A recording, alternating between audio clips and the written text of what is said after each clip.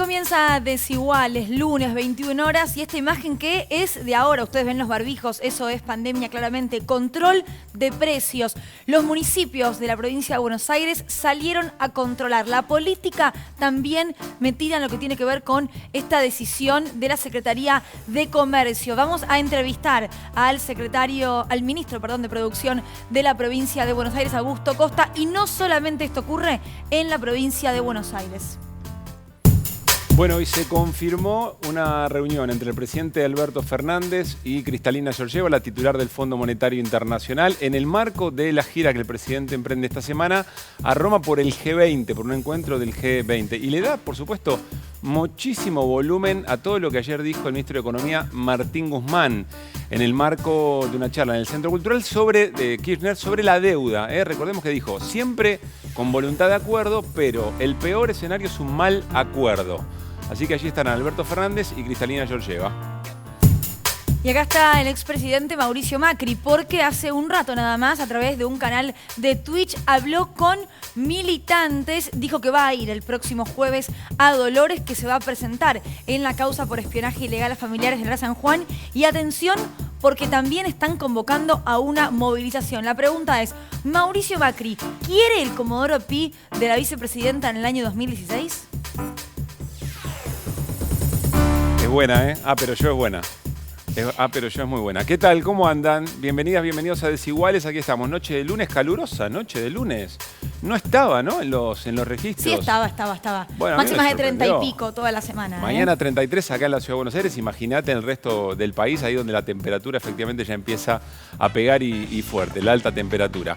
Bueno, tendremos hoy en Desiguales presencia y charla con dos ministros. Ya está con nosotros el ministro de Ambiente y Desarrollo Sustentable, Juan Cabandier, el ministro de Cultura, Tristán Bauer, en un ratito nada más. Y además, declaraciones muy fuertes. Hoy la candidata Victoria Tolosa Paz dijo que la oposición está preparando un golpe blando antes de las elecciones.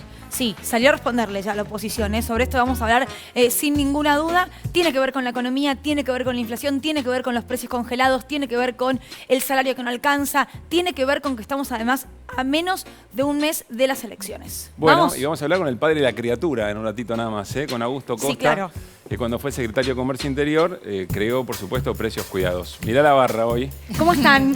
¿Qué dice la banda? La banda hoy femenina, 100%. Sí. Arrancamos con Cande. ¿Cómo estás? Bien, muy bien. Como presentaban ustedes, sin dudas el tema económico es la confirmación de la reunión con Cristalina y Alberto Fernández. Pensemos que es la primera reunión después de casi 6 meses en el marco de la renegociación con el Fondo Monetario Internacional y con una Cristalina que no es la misma que hace 6 meses, justamente por enfrentar su primera batalla, digamos, dentro del Fondo Monetario Internacional. ¿Qué se dice? ¿Más débil o más fuerte, Cristalina? Y más débil, digamos. Ya tuvo como un primer ahí tropiezo, así que no es la misma Cristalina que prometió que Argentina no iba a pagar los sobrecargos, digamos, que le corresponden pagar por el atraso en el pago con el Fondo Monetario y lo que está hoy en día negociando el gobierno de cara a tener un buen acuerdo, ¿no? Jimena Fuertes, buenas noches. Hola, bienvenida, porque Jimena no había estado todavía acá sentada, el primer programa. No, claro, tenés razón. Sentada no, solo saludando. Hoy es debut, hoy es rincón. primera vez. Claro, así es. Bueno, bienvenida, Jimé. Bueno, muchas gracias. Vamos a estar hablando del control de precios. Los intendentes salen al territorio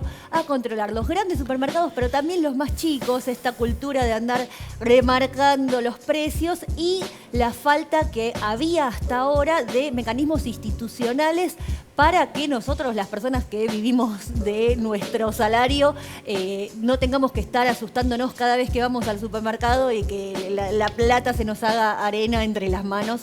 Así que se involucró la política en el control de precios también. Además, Jimé, no solamente el presidente se va a reunir con Cristalina Georgieva, es una gira política, ¿no? Sí, se supone que está buscando la mayor cantidad de apoyos posible. Se va a reunir también con Pedro Sánchez, el presidente de España, y me acaban de confirmar también el encuentro con Angela Merkel, que ya se está despidiendo, pero bueno, no es poca cosa. Sigue siendo un peso fuerte. Y digamos, Alemania ¿no? siempre. Claro. Luciana Bertoya. ¿Qué tal? Ya un Buenas clásico, noches. ¿no? ¿Qué semanita, Bertoya? Yo ya me quedo acá. Metiste un intensivo fuerte en Desiguales. Bueno, vamos a hablar de Mauricio Macri. No será el 13 de abril de 2016 de Cristina Fernández de Kirchner, pero va a ser el 28 de octubre de Mauricio Macri en Dolores. Están diciendo que va a ir, bueno, él lo dijo en reiteradas ocasiones, que va a movilizar gente para ¿Por el chori eliminatoria. y la coca? Perdón que haya dicho la marca. O con micros, ¿no? No, porque Se digo, habla de micros. Se siempre habla que de hubo micros. movilizaciones con micro era porque había un interés detrás, no porque era una cuestión emocional y de empatía política con el Para, candidato igual o te con digo, el político. está bárbaro, está perfecto. No lo Me estoy encanta agregando. que se encuentren con la Hay que organización, organizarse. con la organización de la política, está muy bien. Bueno, y todo esto le viene sirviendo a Mauricio Macri como plafón, porque hoy también el procurador del Tesoro, Carlos Zanini, pidió la extensión de la quiebra del Correo Argentino a SOCMA y Sideco, y que dice, bueno, todo esto es parte de la persecución. Ara San Juan y Correo Argentino.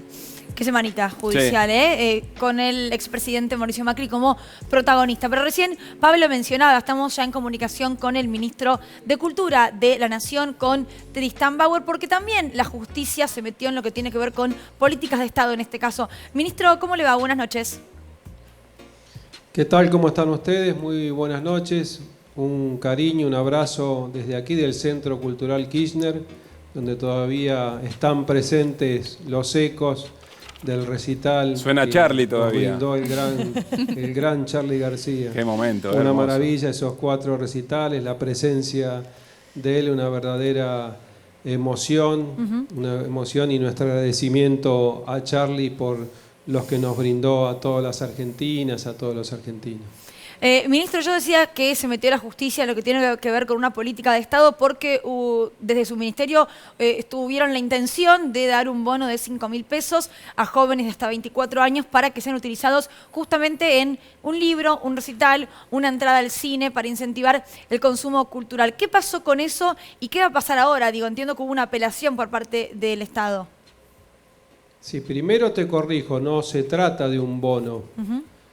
Vos sabés que uno de los sectores más vulnerados por la pandemia fueron las industrias culturales.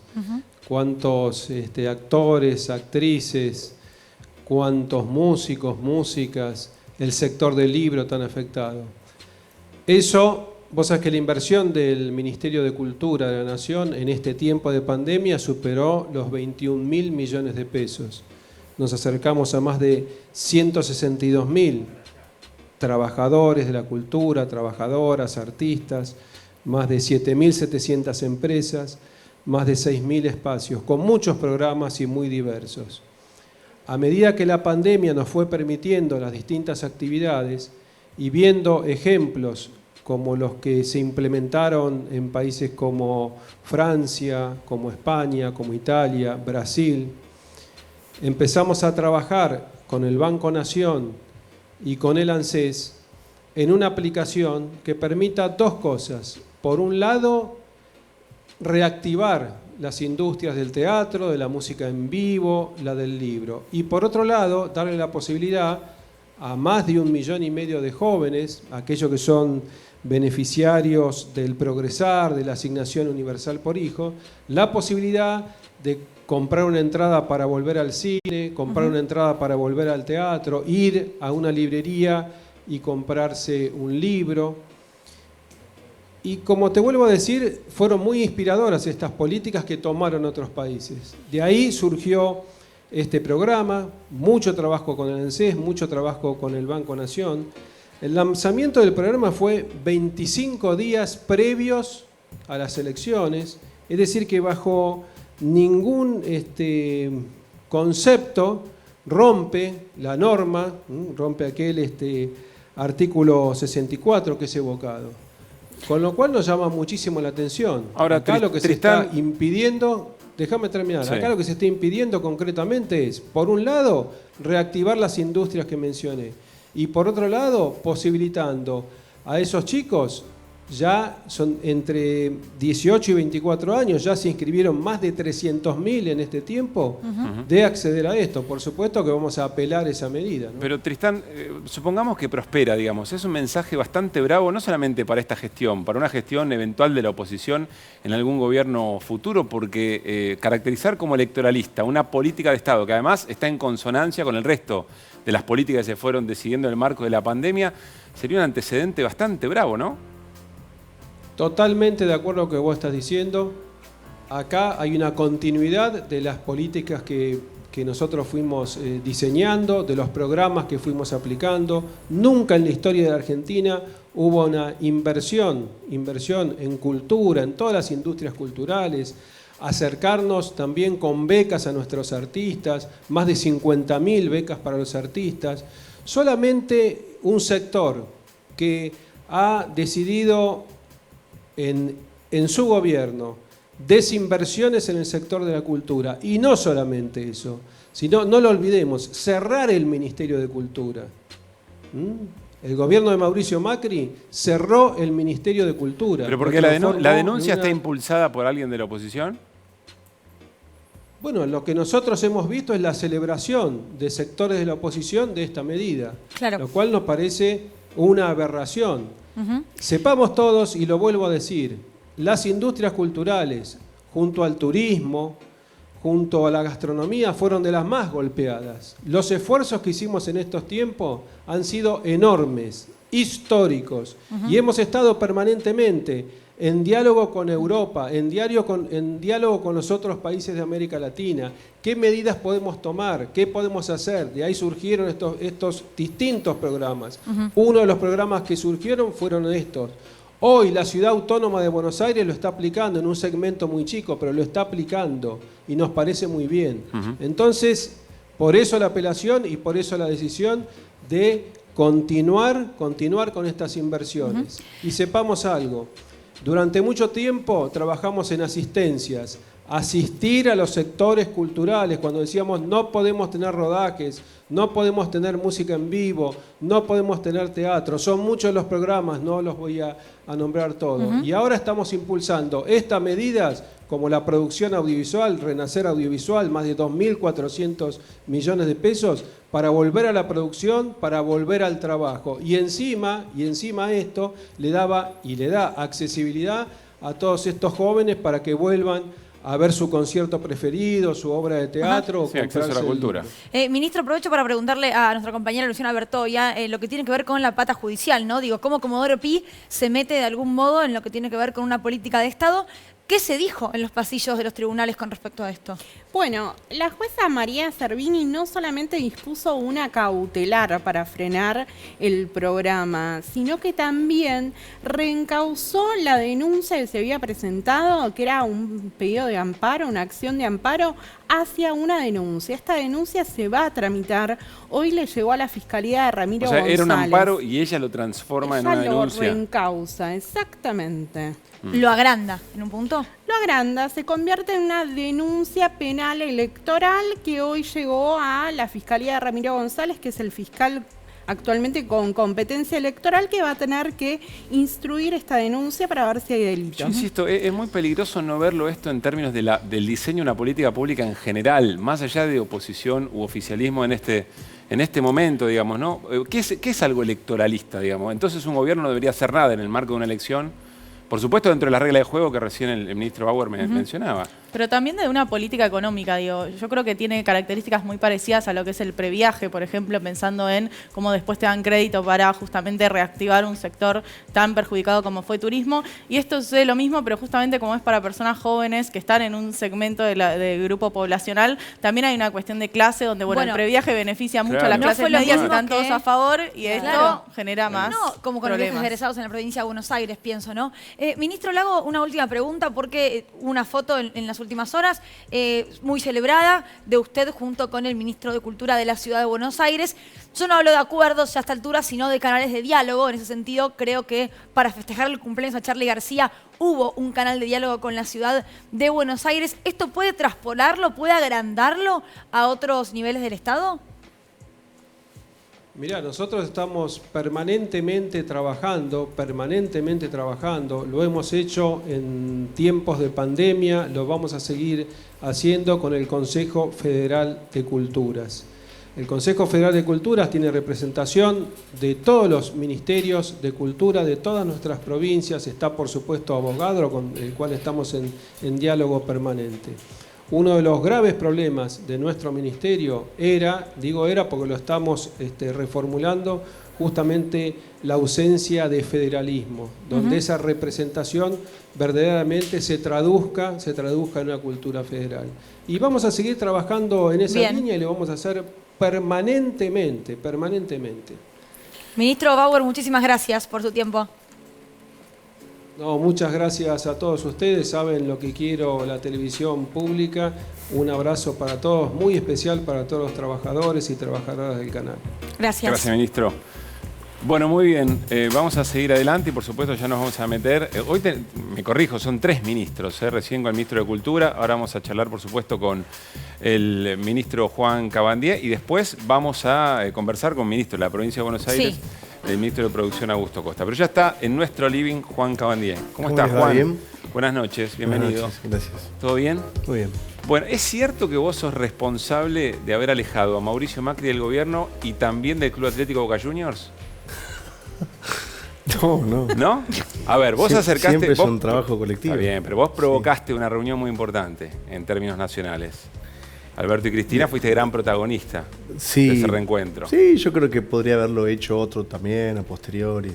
Bueno, digamos que sí. Y en Club Atlético Boca Juniors, entre el peronismo, un sector del peronismo y Juan Román Riquelme, ¿no tuviste lo que ver? Puede ser. Puede ser. Bueno, está muy bien. Pero no apareció en ninguna fórmula. No. Bueno, estás citado junto con el ministro Pero Aníbal... perdón, ¿te dan ganas? No. Ok. Está citado junto con el ministro Aníbal Fernández al Congreso Nacional en el marco... Bueno, yo no quiero decir conflicto mapuche, me parece tremendo. Es decir, todo lo que se ha generado a partir de la reivindicación de tierras de las comunidades originarias, en este caso la comunidad mapuche, porque, entiendo bien, corregime, Parques Nacionales se retira bajo tu gestión como querellante en el marco de una causa contra una comunidad. Sí. Parques Nacionales nunca se retiró de la querella, es decir, porque la justicia nos mantuvo siempre como querellantes, tenemos vista en la causa. Lo que Parques Nacionales hizo a mitad de año fue no pedir la elevación a juicio, porque apostamos a una audiencia de conciliación, que finalmente esa audiencia de conciliación se realizó, pero este grupo de Mascardi no asistió, o sea, no mostró ninguna voluntad de diálogo. Por lo tanto, Parques sigue siendo querellante. De hecho, en las últimas horas, el viernes, en la parte 3 de la causa, hemos pedido nuevamente una elevación a juicio, porque lo que está en juego en la causa, además de los hechos que se suscitaron de violencia contra algunos vecinos de Mascardi, es que se hizo una toma sobre edificios que pertenecen al Estado. Es decir, lo que nosotros pretendemos a través del diálogo es encontrar soluciones. Lo que ha sucedido hasta ahora fue que Bullrich, la ministra Bullrich de Cambiemos, la ministra de Seguridad de Macri, agravó todo porque lo que hizo fue un hecho represivo que se llevó la vida de un joven, de Rafael Nahuel. Entonces nosotros... Bueno, 2 técnicamente, ¿no? ¿Cómo? 2 técnicamente. Sí, en el caso de Mascardi claro, fue el caso de Rafael Nahuel. Entonces, eso empeoró todo, ¿no? Y lo que nosotros pretendemos es continuar con instancias de diálogo y lo que queremos es que no haya ningún tipo de violencia, ni violencia institucional contra este grupo, ni violencia de este grupo contra los vecinos que viven a sus alrededores, ¿no es cierto? Ahora, detrás de todo este conflicto también se habla mucho de lo que son los negocios inmobiliarios de la zona, incluso de áreas deforestadas para producción y el corrimiento, ¿no? En un punto de lo que tiene que ver con la frontera agropecuaria, los incendios que han ocurrido en el sur también. Sobre todo esto, ¿qué puede agregar? Es decir, la tala que se produce en la zona, en tal caso, se produce fuera del Parque Nacional. Adentro del Parque Nacional no se producen estos hechos. Que hay presión de sectores inmobiliarios para quedarse con más tierras y extender los ejidos urbanos o abrir nuevos barrios, sí, por supuesto. Eso no sucede dentro de parques. En tal caso, sucede afuera de parques. Pero sí tiene que ver con un cambio en el medio ambiente y las consecuencias que eso trae a posteriori, ¿no? Cuando hablamos de cambio climático, bueno, en esa zona puntual hemos visto incendios muy, pero muy graves en el último tiempo, y la no contención de ese fuego sí tiene que ver con destruir parte de la naturaleza. Sí, es decir, la deforestación por actividad productiva, llámese sector inmobiliario, sector agropecuario, por supuesto genera inconvenientes. Lamentablemente eso produce la falta de captación de gases de efecto invernadero, que a su vez eso genera calentamiento global. Y por eso el calentamiento global también es el que condiciona que los fuegos sean cada vez más fuertes. Más difíciles de controlar, además. Bueno, se controlan los fuegos, sí, a veces se tarda más, justamente por el calentamiento global, por eventos climáticos, pero es decir, es un conjunto de cosas, ¿no es cierto? Se viene una participación de nuestro país en Glasgow, en un evento muy importante vinculado al cambio climático. Sí, sí. ¿Cuál va a ser la posición de la Argentina en concreto? La Argentina, por supuesto, ratificamos el Acuerdo de París, hemos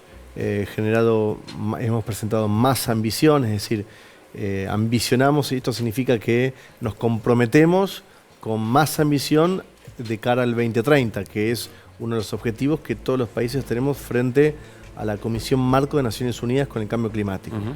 Eso es no subir por arriba de 2 grados la temperatura promedio del planeta. Por lo tanto, cada país tiene compromisos que se llaman contribuciones. Nosotros presentamos la contribución incluso con más ambición que la que presentó Argentina en el 2016. Eso está muy bien, eso es ir en sintonía por donde va el mundo, pero al mismo tiempo nosotros decimos que los países ricos tienen que financiar a los países en desarrollo, porque no fuimos nosotros quien degradaron el ambiente por 200 años, sino que fueron los países ricos, ¿no? Los que degradaron, deforestaron, a consecuencia, lo que se produjo fue un calentamiento global. Lo hicieron sin pensar en las próximas generaciones y sin pensar en el resto de los países. ¿Y eso concretamente cómo se puede dar? ¿Cómo se puede saldar esa distinta responsabilidad? Lo que nosotros pedimos son que se pongan sobre la mesa los medios de implementación. Eso es el financiamiento. Es decir, los países ricos en una misma reunión como la que se va a desarrollar en Escocia en la próxima semana, pero en el año 2009, en Copenhague se comprometieron a financiar a los países en desarrollo o países de renta baja, es decir, África o América Latina, para tener una idea. Hay más países. Para hacer una transformación. Para hacer, por ejemplo, una transformación del proceso productivo o para transformar la matriz energética para dejar de depender de recursos fósiles y ir hacia una instancia de energías renovables.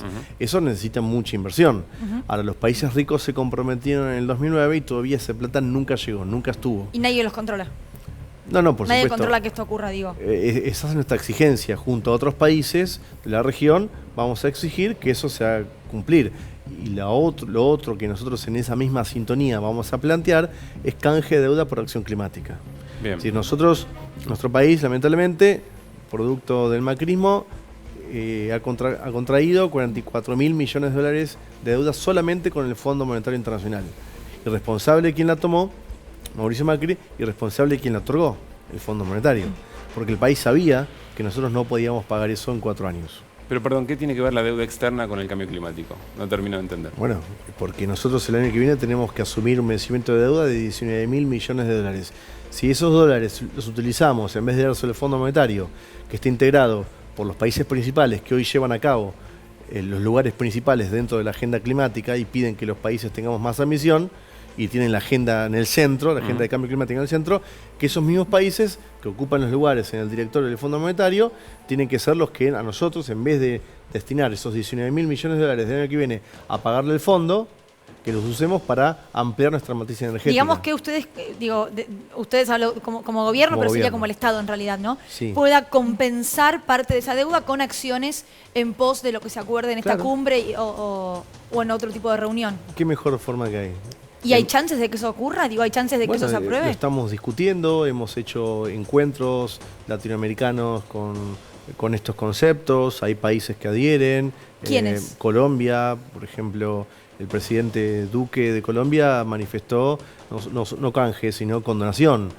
Brasil también tenemos conversaciones con otros países, tenemos conversaciones con otros países de la región, sobre todo porque además Argentina es deudora ambiental ante el mundo. Si nosotros somos deudores financieros, pero somos acreedores ambientales. Acreedores ambientales. Es un concepto que incluso esbozó Néstor Kirchner en un mismo encuentro como el que va a suceder en Escocia dentro de una semana, pero cuando se hizo en Buenos Aires en el 2004. Néstor dijo, Argentina es acreedora y la región es acreedora ambiental ante el mundo. Si nosotros ponemos... Porque nuestra naturaleza beneficia a la humanidad. Sí, claro. Ahora, ¿qué porcentaje de esa deuda crees que podría llegar a negociarse en ese contexto? Bueno, es un concepto y un acuerdo y un elemento de discusión. No hemos planteado todavía Está verde todavía. Bueno, estamos, Excelente. estamos en esas conversaciones y que nos parecen sumamente importantes. Al mismo que también vamos a proponer la creación de un comité donde existan lo integremos 5 países en desarrollo, 5 países desarrollados, para poner sobre la mesa una nueva arquitectura financiera para poder llevar a cabo estos objetivos que tiene el mundo con respecto al cambio climático. Una última. Porque no nos olvidemos de una cosa, Pablo, Sí. termino con esto, discúlpame. Nosotros tenemos 6 de cada 10 chicos bajo la línea de la pobreza.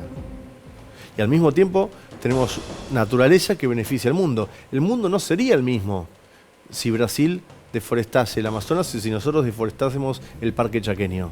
O el Congo deforestase sus cuencas forestales. Bueno, sin estos países el mundo no sería igual. Entonces tenemos que ser compensados por los países ricos. Hay organizaciones de protección al medio ambiente que dicen que es una falacia, que no es exactamente así. Pero mi pregunta es, ¿no está faltando una discusión profunda, honesta, con todo arriba de la mesa respecto de qué grado de impacto medioambiental nos podemos dar, teniendo en cuenta que necesitamos un desarrollo productivo, que tenemos un problema muy serio de restricción externa con el tema de dólares, etcétera?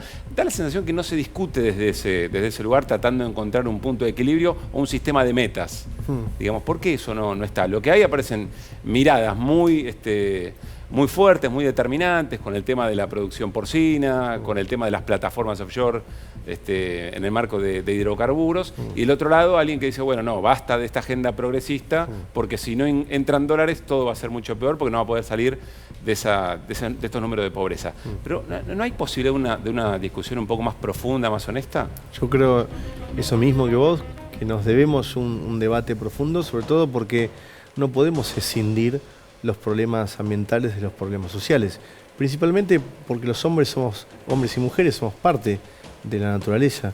Y los problemas, incluso está esbozado muy bien en la Laudato Si, la encíclica papal de Papa Francisco, es decir, los problemas son socioambientales. Por lo tanto, si nosotros apagásemos mañana nuestra matriz energética porque está basada sobre recursos o fósiles, lo que haríamos es un desastre, una catástrofe social, porque no podríamos producir más. Entonces, como no podemos hacer eso, el concepto que el mundo elaboró fue la transición ecológica, transición justa, es decir, 20 años por delante, un poco más quizás. Bueno, hay quienes dicen que ya no hay margen, digamos, ¿no? Que ya Claro, por eso no hay margen, pero los que más dañaron el planeta fueron los países que sí se desarrollaron. Sí. Nosotros no pudimos se nos puede exigir a nosotros. Ahora, volviendo a lo que es la política nacional, Sí. suele decirse mucho que no hay grieta política, ¿no?, en lo que tiene que ver con medio ambiente, sino que hay más ideologías. Un poco con lo que ocurría con el aborto, ¿no?, en su momento. Digo, no se vota por partido, sino que se vota con otros intereses. ¿Vos creés que esto ocurre, por ejemplo, en lo que tiene que ver con ley de humedales, que todavía no se ha aprobado, ley de bosques, que también sigue siempre allí en debate, lo que tiene que ver con la política extractivista o no? ¿Hay acuerdo partidario o hay acuerdo nacional? Hay acuerdos parciales, pero como todo, a veces algunos llevan ciertas consignas que pueden estar dentro de la agenda ambiental, pero después cuando hay que transformarlas en hechos de acciones concretas, acciones de gobierno, acciones legislativas, no sé si esos mismos van a estar para votar. Por ejemplo, no sé, ley de envases o nosotros necesitamos... Bueno, perdón, pasó con la ley de etiquetado también, ¿no? Ley No de hubo etiquetado. quórum hace unas Pero semanas. ¿quién traba ¿Sí? la ley de humedales? Bueno, ley de humedales yo diría que tiene como bastantes aristas, ¿no?, y bastantes sectores.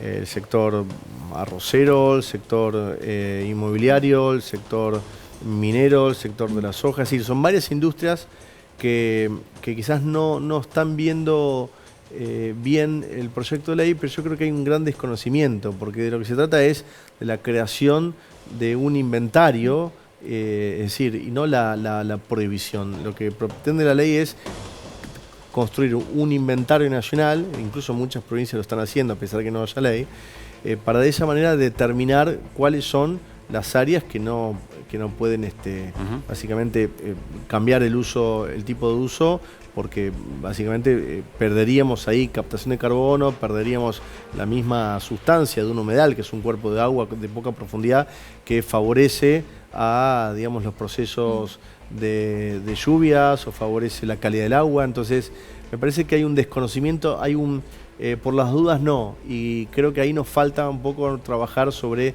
concientizar y poner sobre la mesa los elementos que son muy positivos de una ley de humedales. Por eso necesitamos sacarla y tenemos que bregar para que se apruebe en el Congreso de la Nación. Ahora, pienso en que hay candidatos, por ejemplo, Javier Milei, que habla de que el cambio climático no existe. ¿No? Sí. Digo, no es la primera fuerza opositora hoy por hoy, pero tiene mucha gente que lo vota y que lo escucha. Sí. ¿Esto qué genera? Bueno, es decir, el negacionismo sobre el cambio climático es algo que está en distintas fuerzas, ¿no? Quizás quien encabeza eso es Milei, ¿cierto? Es llamativo porque Milei se erige digamos, una persona muy formada académicamente, y la verdad que hay suficiente evidencia científica en el mundo acerca de la realidad del cambio climático. No es un tema en discusión ni por la academia ni por ¿Te sorprendió nadie. cuando lo viste en el debate? No me sorprendió. Un poco agresivo quizás, pero no me sorprendió. No te sorprendió. La última, ¿cómo ves al frente de todos, al gobierno, para acortar distancia o dar vuelta a la elección? Bueno, tenemos una posibilidad realmente. Creo que estamos en una etapa donde estamos escuchando, desde el día 1 hemos escuchado lo que la sociedad, una parte de la sociedad nos quiso decir con respecto al análisis electoral. Me parece que tenemos grandes chances porque estamos en esa sintonía, motorizando con mucho ahínco el Estado, la gestión, y tenemos posibilidades de mejorar nuestra performance electoral, sin duda. Ahora vamos a ver al expresidente, hoy participó en un Twitch, ¿no? Una charla por Twitch. Dice Macri que lo están persiguiendo judicialmente, bueno, en el marco de la causa de presunto espionaje a familiares del Área San Juan y también en la causa Correo. ¿Es un perseguido judicial, es un perseguido político, Macri? No creo que sea así. Yo creo que siempre hay que dejar que la justicia actúe, y en este caso la justicia, entiendo por los trascendidos mediáticos, que tiene bueno, bastante robustez en los elementos encontrados, y sobre todo nace a partir de la denuncia de familiares del Área San Juan. Que es la justicia quien tiene que determinar la culpabilidad o no. No está bueno, creo que un expresidente no se haya presentado, haya generado dilaciones para hacer una presentación judicial. Bueno, finalmente pareciera que va a presentarse en el juzgado de Dolores, si no entiendo mal. Va a ir el jueves. Bueno, Veremos. será la justicia. Gracias por venir. Gracias, ministro. No, a ustedes, gracias. Macri en Twitch. Así es, hoy por la tarde, bueno, ayer también, ¿no? Hizo una presentación, habló, pero hoy en concreto tuvo distintos tipos de definiciones y sobre todo en su situación judicial, y la compartimos. ¿Vos crees que el kirchnerismo quiere meterte en cana? Si pudiera, obviamente, porque el nivel de calumnia, de agresión, de persecución que he tenido en estos años es casi como una obsesión, ¿no? Nunca, no sé, es muy difícil de entender.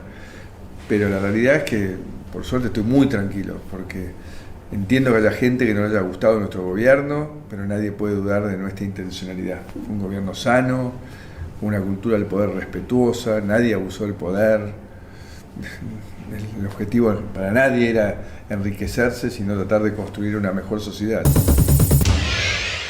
Bueno, mezcla peras con manzanas en un punto porque termina hablando sobre lo que tenía que ver con su gobierno, con su gestión. Acá hablamos, Luz, de Bueno, es su defensa política también, Totalmente, ¿no? digo, pero no tiene nada que ver ¿Por con qué no una la gestión haría? judicial. ¿Qué esperamos que diga un expresidente Pero en esta entonces situación? no hablemos de que esto es utilizado políticamente cuando todos lo hacen y cuando además, entiendo yo, a él le dan una plataforma política. Digo, le dan un acto de campaña, en el medio de la campaña, si se quiere ver como una actitud electoral o no el llamado a indagatoria. ¿Por qué es lo que va a hacer?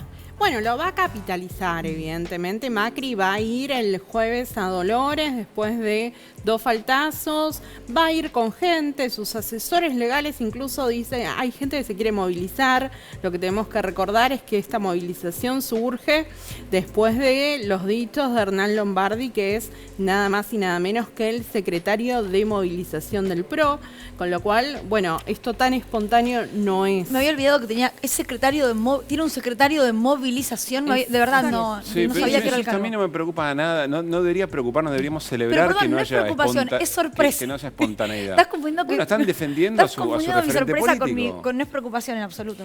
No, pero están defendiendo a su referente político. Digo, ¿cuál es la sorpresa si eso ocurriera? No, no es sorpresa, pero hubo algunos sectores que le decían a Macri, no te podés defender como Cristina.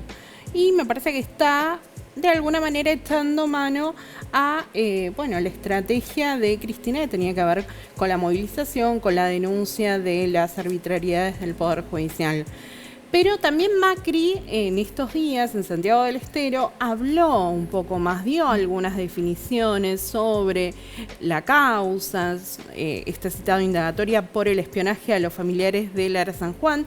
Y concretamente él dijo, bueno, acá a mí acusarme de espionaje es no saber cómo funcionaba la seguridad presidencial. ¿A qué se refiere concretamente? Está diciendo, bueno, la AFI colaboraba con la Casa Militar, con la Policía Federal, en protegerme a mí. Nadie está negando que estas tareas se hicieron, que este me parece que es un hecho trascendente y para remarcar. O sea, el espionaje se hizo, la discusión es si era legal o ilegal, y si Macri lo sabía o no. Bueno, no digamos espionaje, van a decir tareas de la Agencia Federal de Inteligencia. Claro. Exactamente. Bueno, y esto me imagino lo que le va a preguntar el juez. Bueno, me estaban diciendo hace un rato que Macri probablemente acepte preguntas del juez. El juez va a querer saber, entre otras cosas, si él le ordenó a la Agencia Federal de Inteligencia seguir a los familiares, si eran una hipótesis para la AFI sobre la seguridad, si eran un riesgo, y además, bueno, si recibió estos informes, quiénes se los daban y demás. Bien, ahí está el afiche con el que se está, los folletos con los cuales se está. Flyer, Caruso, folleto, te quedaste, ¿no? Panfleto, decido, dale. Decido, Caruso. Tremendo. Vamos a bancar a Mauricio, basta de abuso de poder, jueves 28 a las 11 de la mañana en Plaza Castelli, en Dolores. ¿Cómo la Análisis ves? político, claro, eso me interesa a mí. La diferencia de lo que decía recién Lu, que la estrategia que tuvo Cristina Fernández de Kirchner en su momento es que ella se presentó desde un primer momento. Me acuerdo en el primer gobierno de Macri, los primeros meses, en marzo, abril. El 13 de abril de 2016. Sí. Exactamente, que se convirtió en un primer acto político opositor por parte de la expresidenta. ¿Se acuerdan que se llenó de gente, que incluso había habido un poco de escaramuzas con Sí, las estuve fuerzas como de cronista seguridad? y me morí de frío, me mojé, porque además Llovía. llovió un montón. Yo también mucho. estuve Con lo ahí cual, el diario. estuve con mi paraguas trabajando. Pero esa estrategia fue desde un primer momento o sea, presentarse a todos los llamados indagatorias y hablar adentro y afuera de los tribunales, o sea, ante la justicia y ante la militancia. Macri no. Pero no hay un costo político para Juntos por el Cambio con los faltazos de Macri, ¿no? Bueno, es que, de hecho, yo me acordaba, la semana pasada, en pleno debate de los candidatos de la provincia de Buenos Aires, cayó en el mismo día en el que Macri pega el primer faltazo. Entonces, estaba a la mano la chicana por parte de los otros candidatos de decirle, bueno, ¿por qué no se presenta a la justicia si es tan republicano? Y medio que ahí Santilli no podía defenderse Bueno, mucho. ahí sí hay un elemento. Un expresidente no aceptando la citación, ante la cual podría haber no declarado, listo, me parece que es un elemento. Pero después me parece que no hay tanto dramatismo. Se va a presentar, lo que tenemos que exigir es que haya garantía del debido proceso y que la Por causa supuesto. avance, ¿no? Digo, no va a haber ningún tipo de prisión preventiva como había pedido la abogada que defiende. Perdón, se lo pregunto, ¿no? Haremos un poquito. Perdón, no. Demasiado. No, pará. Estás poniendo en palabras mías a lo que yo no estoy diciendo. Esto fue un pedido de la doctora Valeria Carreras al tribunal y al juez Baba, que por supuesto no va a dar lugar, pero lo digo porque fue un pedido judicial concreto cuando no se presentó por primera vez. Hubo un pedido de las dos querellas para detener a Macri para llevarlo a indagatoria. Bueno, esto no va a suceder, Macri se va a presentar y y veremos si va a contestar. El juez después va a tener 10 días para resolver la situación procesal del expresidente. Bueno, vamos a ver qué ocurre. Es jueves 28, entonces 11 de la mañana. Cande, hablabas vos de lo que tiene que ver con el control de precios, también lo decía Jime, política, economía, metidos en esta disputa ya desde hace varios días. Y mencionabas antes del aire a quien ya llegó a nuestros estudios, Augusto Costa, y Cande Boto decía, él es el padre de los precios cuidados, él es el padre de la criatura. La pregunta es cómo creció la criatura, ¿no? Si creció bien, si creció mal, si tuvo una buena educación, si tuvo una mala educación, si ya se va a recibir, se va a quedar, ¿no? Si tiene un laburo estable. Vamos a ver un poco qué ocurre con todo eso. ¿Vamos a pasar para allá o vamos a un informe primero? Bien. ¿Vamos? Bueno, vamos a salir, vamos a charlar con Augusto Costa. Televisión en vivo, el director me está odiando en este momento, pero y por lo vamos a hacer rápido. Con la participación del... me apura, tremendo. Y por supuesto con la participación del panel. Bueno, Augusto, ¿cómo estás? Buenas noches, ¿cómo andan? Bueno, sos el padre de la criatura. ¿Cómo la ves? ¿Cómo se está desarrollando? Bueno, nos tocó implementar efectivamente en 2014 una política que para nosotros era novedosa, que era plantear un acuerdo de precios para devolverle a los consumidores referencia respecto a cuánto es razonable pagar por las cosas en un contexto de mucha inflación. Entonces, para ver cómo evoluciona la criatura desde 2014 hasta ahora, que cabe decir, ni siquiera el gobierno de Macri sacó el programa ese, con lo cual se le reconoció un resultado muy positivo y sobre todo una valoración social, ¿no? Porque había muchas empresas que querían que sus productos estuvieran dentro del programa, bueno, para vender por unidad. Vos fijate, siempre se resiste desde sectores del empresariado o de la oposición o de los medios, cualquier política donde el Estado le pone un límite a la capacidad de abuso y de aprovecharse de muchos sectores empresariales, ¿no? Y esa política inicialmente fue muy resistida. En 2014 yo me acuerdo, todo el coro de la oposición de ese momento salió a decir esta política no sirve, no funciona para nada. A los pocos meses, como vos decías, Pablo, las propias empresas querían entrar al programa porque ese programa permitió darle a los precios una razonabilidad y que los consumidores puedan decir, bueno, yo estoy comprando este producto y lo que estoy pagando es lo que tengo que pagar, sabiendo que uno de los principales problemas cuando hay mucha inflación es la distorsión de precios. Es decir, que voy a un comercio, me sale 10, voy al de al lado, me sale 14. Entonces uno medio se marea, ¿no? Y en ese sentido, como política de defensa del bolsillo, de ordenamiento de precios, de evitar abusos, de también posicionar productos de pymes, que también se sumaron, fue funcionando. Después viene el gobierno de Mauricio Macri y desvirtúa completamente el programa, porque primero deja de controlar, deja de publicitarlo y sobre todo cambia la canasta y lo transforma en un programa de segundas marcas, de precios de oferta, que nunca fue originalmente. Claro. Cuando asume Alberto Fernández y Paulo Español en la Secretaría de Comercio, se recupera la lógica del programa y ahora ya está recuperando no solo el lugar que tienen las góndolas, sino también dentro de lo que son las compras consumidores. Y ahora, en un momento muy necesario, se está tomando la decisión de duplicar la canasta que tenía hasta 700 productos en este momento a 1.400, dependiendo del lugar, entre 1.400 y 1.500, pero con una lógica de congelamiento temporal hasta el mes de enero, ¿no? Ahora, imagino, Augusto, que en su momento hubo negociaciones con el sector empresario, de lo que tiene que ver con la industria alimenticia, para llegar a crear precios cuidados, ¿no? En este caso, y por cómo están haciendo este congelamiento, que yo entiendo que es solamente por 90 días y no un plan a largo plazo. ¿Se puede llegar a un mejor acuerdo a futuro teniendo en cuenta que no se comenzó con el pie derecho? Digo, que se fue al acuerdo igual sin, mejor dicho, se fue a la regulación igual, claro, sin el acuerdo. Bueno, primero nunca dejó de haber diálogo, ¿no? O sea, desde la gestión que salió de Comercio hasta la actual gestión, porque estuvimos charlando con el propio secretario de Comercio, Roberto Feletti, siempre se planteó el diálogo y la necesidad en un momento muy particular, que es la salida de una pandemia con una recuperación muy rápida de la economía, un crecimiento de la demanda fuerte y una inflación que realmente está en niveles que hay que dar respuestas rápidas. Se le planteó a las cámaras y empresas de alimentos, bebidas, higiene, limpieza personal, la necesidad de ampliar de manera general este acuerdo. Y hubo negativas en muchos sectores. Algunas empresas están de acuerdo, otras no. Y lo que no se podía era esperar a que desde un sector que se negó a tomar una responsabilidad y un compromiso con una sociedad que hoy requiere de que no haya este tipo de situaciones, y entonces se tomó la medida. Yo creo que ahora se está entendiendo y está viéndose por parte del empresariado que se trata de una medida temporal, que es necesario tomar y que el objetivo es que a la salida de este congelamiento se pueda retomar una política para tiempos normales o tiempos menos extraordinarios, como fue precios cuidados, mientras se va acomodando la cuestión de los precios. ¿Vos quedaste con buen diálogo con los empresarios luego de Sí. tu paso por la Secretaría de Comercio? Sí, de hecho yo ahora como ministro de Producción de la provincia de Buenos Aires, la provincia más grande de Argentina, donde gran parte de las empresas están radicadas, tengo diálogo permanente y estuvimos charlando también sobre estas medidas con muchos empresarios, que también me parece siempre en este tipo de discusiones que hay que decir de quién estamos hablando. Pues se habla de los empresarios y muchas veces son los representantes de los intereses más concentrados. Hoy Claro. leía AmCham. un comunicado de AmCham, ¿no? Que si uno dice no, Es la Cámara de las de empresas los intereses norteamericanas comerciales. Sí. en Argentina. Sí.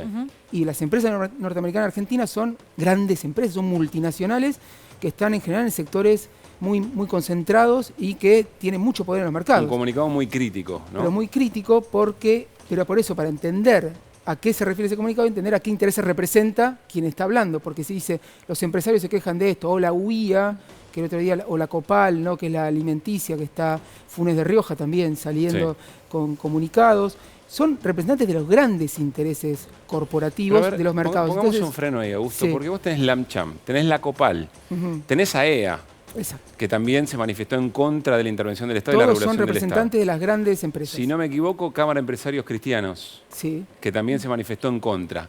Evidentemente con una carga ideológica muy fuerte. Y un gobierno va y le pide racionalidad y le dice, che, mirá, si a la gente le va bien, a vos te va a ir mejor porque vas a vender más, porque la gente te va a comprar más tus productos. ¿No es un diálogo de sordos ese? O por lo menos le hablás con, ¿cómo era? Le hablás con el bolsillo, con el Claro, con corazón el corazón y te volvieron contesta- con el bolsillo. Bueno, me parece que uno de los principales errores es sentarte con un empresario sin entender los intereses que tiene y que representa. Acá muchas veces dicen, no, el gobierno tiene políticas antiempresa o ataca a las empresas.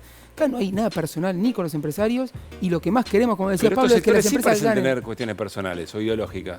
Una cosa es ideológica, otra cosa es personal. Bueno, ¿no? O sea, ideológico. yo con Funes de Rioja, con los representantes del sector, personalmente me llevo muy bien, como gran parte de los funcionarios. No hay cosas personales ahora.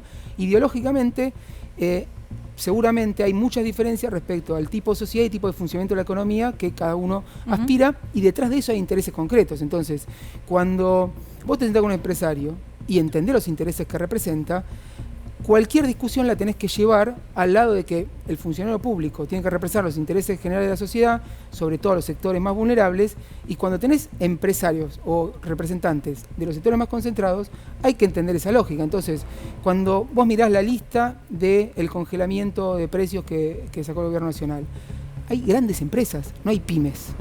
Entonces, es lógico que los representantes de las grandes empresas, que son todas las asociaciones y cámaras que vos mencionaste, se resistan. Bueno, Porque si vos, y perdón Luli, Sí. un segundito, porque si vos le estás tomando esta medida, es porque si no la tomás, la conducta de esas empresas no va a ser coherente y consistente con el interés general que vos estás representando. ¿Y por qué?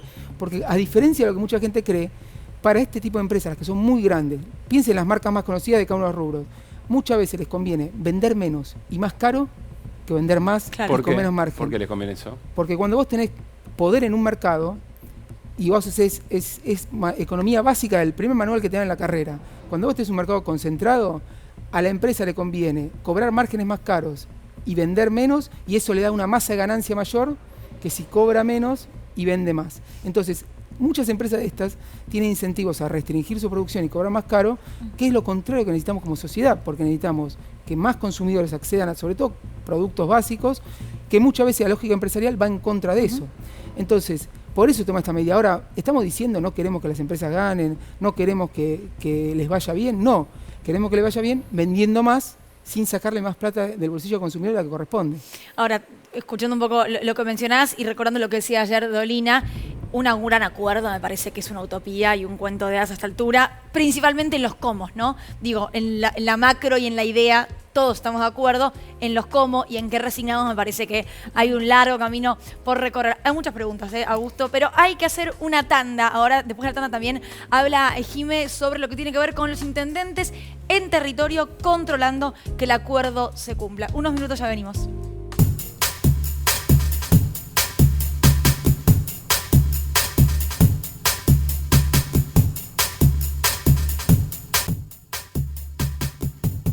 entendamos que cuando uno emite y empapela el país, tu valor de tu moneda, de lo que estamos hablando acá, todos perdemos valor.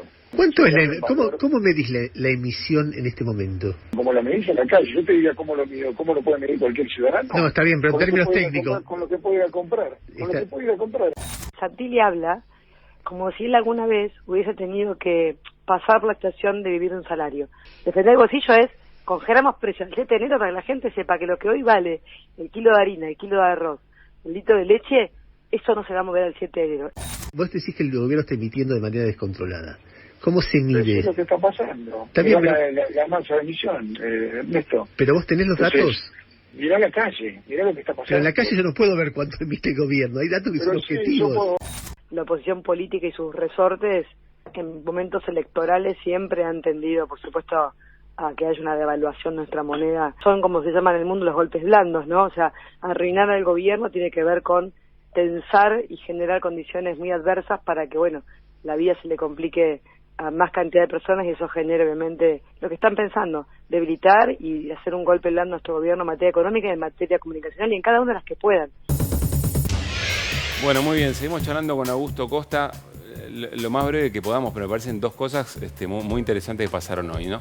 Primero, emisión y el vínculo de la emisión con la inflación. ¿Eso es un tema saldado o todavía está vivo? ¿Sigue habiendo discusiones? En teoría económica es algo que ya está saldado. O sea, nadie cree, ningún economista serio cree que cualquier fenómeno de emisión monetaria se traduce proporcionalmente en un aumento de precios. Lo que Santilli estaba diciendo es una consigna que evidentemente tampoco termina de entender del todo, pero que claramente se trata de instalar para atribuirle cualquier responsabilidad respecto a los precios únicamente al Estado y a su conducta respecto a la política monetaria y detrás de eso a la política fiscal, porque las recetas detrás de ese tipo de explicaciones es hay que ajustar el gasto público y hay que dejar de emitir y subir la tasa de interés. Y eso es entrar en el modelo especulativo de la timba que representa este sector de la oposición. Ahora, con tanta repetición y machacando, vos vas por la calle, hablas con cualquier persona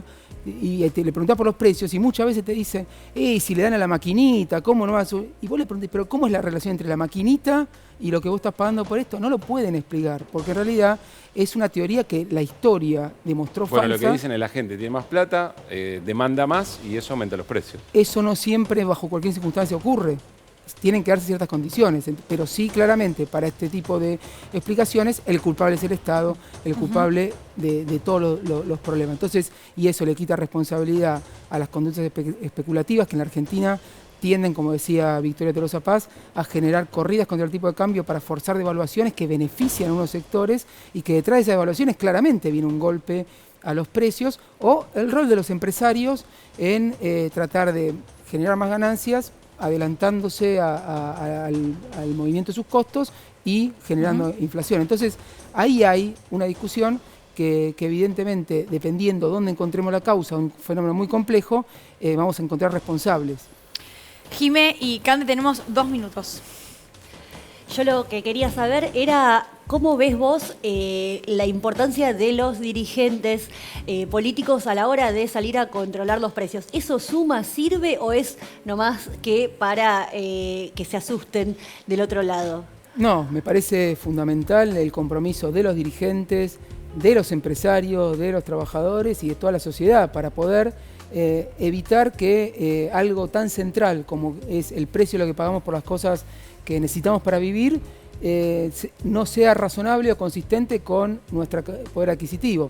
Entonces, cuando hizo una convocatoria la semana pasada el gobernador Axel Kicillof, junto con el secretario de Comercio Roberto Feletti, a todos los intendentes, sobre todo del conurbano bonaerense, para comprometer a la provincia, a todos sus funcionarios en esta política, me parece que se está dando una señal de que los recursos del Estado tienen que estar al servicio de cuidar los bolsillos de la gente. Y ahí, a esa convocatoria, que se invitó a todos, no vinieron los intendentes de la oposición. De hecho, algunos, como Diego Valenzuela, el intendente 3 de febrero, dijo que no se iba a prestar a un control de precios militante. Sí. Y lo único que se le proponía a los intendentes era que sus funcionarios de defensa del consumidor, es decir, funcionarios públicos, hagan su trabajo. que es ir a velar por el cumplimiento de una política, una medida que toma el gobierno nacional. Y eso lo transforman en una cosa militante. Entonces, claramente están, tanto lo que escuchamos en el informe como este tipo de declaraciones, están defendiendo otros intereses y creo que la mayoría de la sociedad necesita otros dirigentes y otro tipo de compromiso. Tenemos muy poquito tiempo, pero Candy tiene una pregunta importante para Augusto. Sí, la voy a hacer muy resumida, pero como el padre, digamos, de Precios Cuidados, ¿cómo ves el día 91, digamos, ¿no? Ya cumplen 7 años este programa, se ve que es necesario algún tipo de regulación sobre precios tan sensibles para la economía. ¿Cómo ves el 8 de enero? Lamentablemente 30 segundos.